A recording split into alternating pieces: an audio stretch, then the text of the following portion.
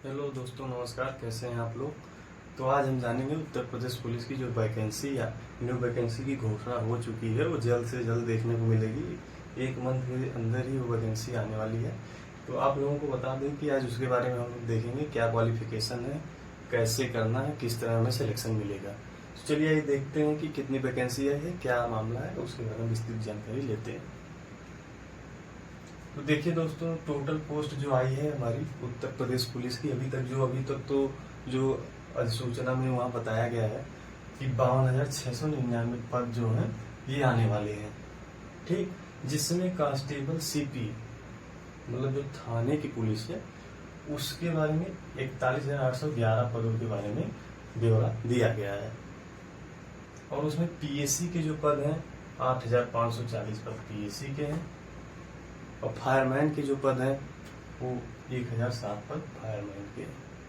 उसी में यूपीएसएसएफ क्या है कि जो अभी एक नई विशेष सुरक्षा बल का गठन किया गया है यूपीएसएसएफ, उसके 1341 पद विशेष सुरक्षा बल के हैं।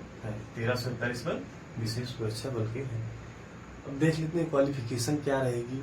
क्वालिफिकेशन में 12वीं 12 पास होना चाहिए। इंटरमीडिएट ओनली, केवल इंटरमीडिएट ही आपका लगेगा, इसके अलावा कोई और अदर क्वालिफिकेशन नहीं है। एज की बात कर लें तो मेल के लिए जो एज है 18 से 22 वर्ष है। यहाँ पे आप लोग ये देख लीजिएगा, क्वालिफिकेशन जो है इंटरमीडिएट है।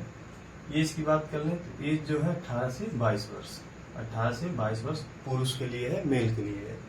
और फिर फीमेल के लिए देख लेते हैं। फीमेल के लिए जो एज का क्राइटेरिया बना है 18 से 25 वर्ष, फीमेल के लिए 18 से 25 वर्ष। छूट की बात कर लें, एज में छूट किसको मिलेगी तो छूट ओबीसी एससी एसटी को उनके आरक्षण के हिसाब से 5 वर्ष की छूट मिलेगी।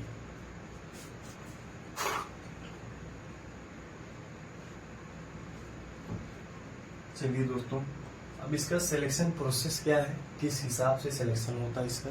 देखिए, सबसे पहले इसमें रिटन एग्जाम होता है। सबसे पहले क्या होता है, रिटन एग्जाम सबसे पहले होता है। रिटन एग्जाम का अभी रिटन एग्जाम के बारे में आगे हम बताएंगे, सिलेबस में कैसे उसका क्या सिलेबस है। और रिटन एग्जाम अगर जैसे आप रिटन एग्जाम देते हैं उसमें कट ऑफ के अंदर आते हैं तो आपको पीईटी, दौड़ और डॉक्यूमेंट वेरिफिकेशन के लिए बुलाया जाता है। तो ये डॉक्यूमेंट वेरिफिकेशन होने के बाद अगर आप का डॉक्यूमेंट और दौड़ रनिंग सब क्लियर हो जाता है तो इसके बाद फिर आपको मेडिकल के लिए बुलाया जाता है। मेडिकल के लिए जब आपको बुलाया जाता है, मेडिकल में आप फिट आते हैं तो फाइनल जो cut off, final merit list जारी कर दी जाती है। तो इस हिसाब से इसका सिलेक्शन प्रोसेस है। अब आप देखिए, अब आपको बताते हैं इसका सिलेबस क्या है। सिलेबस के बारे में हम देख लेंगे। रिटन एग्जाम सिलेबस जो इसका है, इसमें जीके के 38 क्वेश्चन आते हैं। जीके के 38 क्वेश्चन आते हैं जो कि 76 मार्क्स के होते हैं। कहने मतलब है एक क्वेश्चन 2 नंबर का है। अब ये 38 है लेकिन इसमें कुछ अप डाउन 1-2 नंबर हो जाते हैं। जनरल हिंदी के 37 क्वेश्चन आते हैं। हिंदी की टेंशन ना लीजिए, हिंदी में कराऊंगा। आपका 37 क्वेश्चन आएगा तो 37 में 37 तो नहीं कहेंगे क्योंकि 1-2-4 आते हुए क्वेश्चन भी गलत हो ही जाते हैं, इसलिए 37 आएगा तो आप मान चलिए मैं हिंदी पढ़ाऊंगा। तो हिंदी यूपी पुलिस में सिलेक्शन कहीं दाएं बाएं जाने वाला नहीं है, समझ गए मित्र। जो होगा पूरा क्लियर कॉन्सेप्ट होगा। मैं खुद ही यूपी पुलिस में सेलेक्ट हूँ और मैंने दिया है तो मैं बेसिकली जानता हूँ कि हिंदी का क्या बेस रहता है यूपी पुलिस में। मैथ के बारे में, मैथ भी बहुत ज्यादा नहीं आता है, बहुत ज्यादा घबराने की जरूरत नहीं है मैथ से। जिन लोगों को मैथ नहीं आती वो एकदम परेशान ना रहें, बेसिक से पढ़ें, नॉर्मली सिलेक्शन होगा।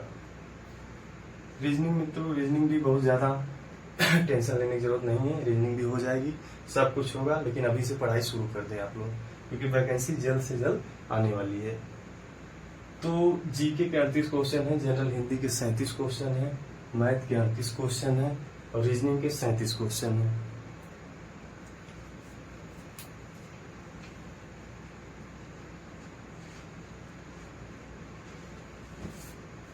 अब देख लेते हैं, ये तो आपको हमने बता दिया। देखिए टोटल ऑफ मार्क्स कितने क्वेश्चन के नंबर हैं तो 150 टोटल क्वेश्चन जो रहेंगे वो 150 क्वेश्चन है और टोटल मार्क्स जो है 300 का, मतलब कि एक क्वेश्चन 2 नंबर के हैं और टोटल मार्क्स जो है वो 300। ओके, अब देखिए माइनस मार्किंग का इसमें प्रावधान है दोस्तों। माइनस मार्किंग का 1/4 इसकी माइनस मार्किंग है। अगर 4 क्वेश्चन आप गलत करते हैं तो एक सही अंक आपका काट लिया जाएगा। ठीक, नॉर्मलाइजेशन का भी प्रावधान है। नॉर्मलाइजेशन का मतलब होता है जब किसी भी शिफ्ट, जैसे कि अगर हम कोई भी एग्जाम दे रहे हैं, अगर उसमें 4 शिफ्टों में पेपर होता है तो वहां पे किसी शिफ्ट का कोई क्वेश्चन ज्यादा हार्ड आ जाता है, किसी शिफ्ट का इजी आ जाता है, तो उसमें क्या करते हैं, नॉर्मलाइजेशन करते हैं। तो नॉर्मलाइजेशन के बारे में हम आगे आपको बताएंगे, अगली वीडियो में फिर एक बार इसको क्लियर बताएंगे नॉर्मलाइजेशन होता कैसे है एक्चुअली। चलिए आगे देखते हैं। हाइट जो मेल की, मतलब पुरुष की हाइट जनरल हो गया, ओबीसी, एससी, इनको कितना है 168 सेंटीमीटर इनकी हाइट होनी चाहिए। और यहीं अगर एसटी है तो उनकी 160 सेंटीमीटर। हाइट का मामला क्या है कि जनरल, ओबीसी, एससी 168 सेंटीमीटर और वहीं अगर एसटी है तो 160 सेंटीमीटर हाइट होनी चाहिए। अब बात कर लेते हैं फीमेल की।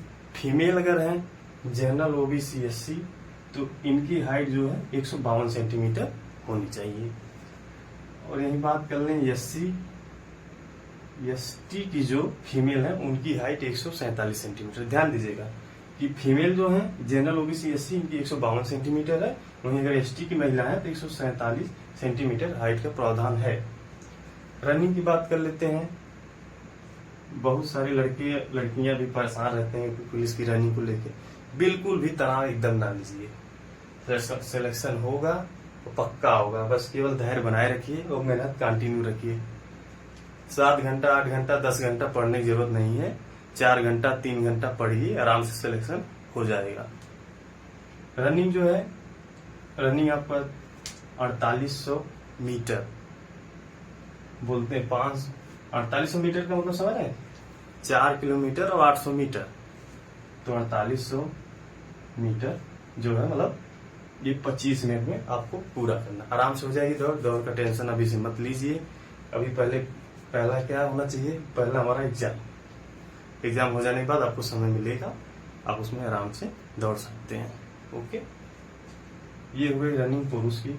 फीमेल का क्या है, 2400 मीटर, 2 किलोमीटर और 400 मीटर, 2400 मीटर 14 मिनट में दौड़ना है। ये हो गई फीमेल की। अब यही बात कर लेते हैं चेस्ट का क्या मामला है। चेस्ट का मामला ये है, ओके,